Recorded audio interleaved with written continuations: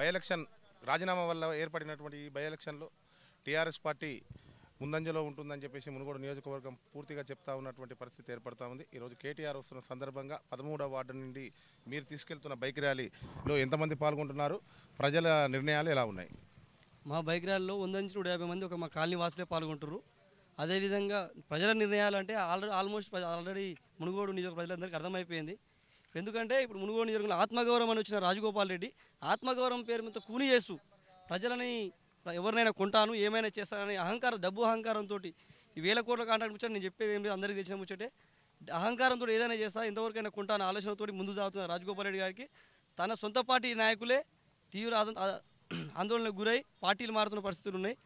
ఈ చూస్తుంటే ఈ 2-3 రోజులు చూస్తూ ఉంటే బీజేపీ నాయకులు దాదాపు 1000 నుండి 2000 మంది సుమారు ఈ మా చౌటుపల్లి మండలంలో బీజేపీ నుండి టీఆర్ఎస్ చేరిన పరిస్థితి. అలాగే మా యువనేత కేటీఆర్ గారి పిలుపు మేరకు ఈరోజు మేము బైక్ ర్యాలీ పెట్టుకున్నాం. ఈ బైక్ ర్యాలీలో దాదాపు మా కాలనీ నుండి మహిళలు పెద్ద సంఖ్యలో పాల్గొంటారు. మా 13వ వార్డులో మహిళలు దాదాపు 700 నుంచి 800 మంది పాల్గొంటారు. అదేవిధంగా బైకులు 150 నుంచి 200 బైకులు మా యూత్ పాల్గొంటారు.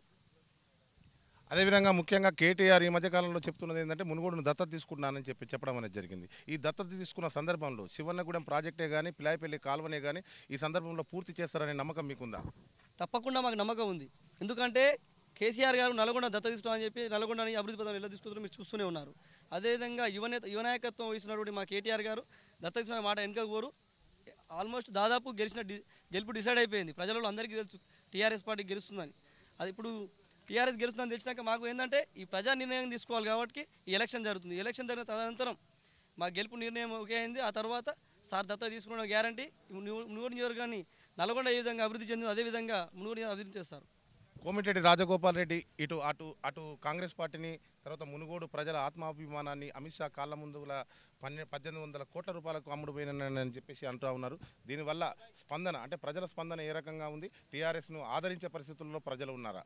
దాదాపు ప్రజలందరికీ తెలుసు రాజగోపాల్ రెడ్డి అమ్ముడు పోయిండు. ఆయన అమ్ముడు పోకపోతే అదే కాంగ్రెస్ పార్టీలో పోటీ చేసి గెలిచేది ఉండే. లేకుంటే బై ఎలక్షన్లు లేకుండా ఆయన డబ్బులు అయితే ఏదైతే తెచ్చుకున్న 18,000 కోట్ల కాంట్రాక్టు ఆయన సొంత కాంట్రాక్టు బీజేపీ పార్టీ ఇవ్వకపోతుంటే ఆ డబ్బులు పెట్టి 1000 కోట్లు పెట్టో 100 కోట్లు పెట్టో 200 కోట్లు పెట్టో ఈ మునుగోడు అభివృద్ధి చేస్తే ఆయన యునైటెడ్ స్టేట్స్లో గెలిచేవాడు.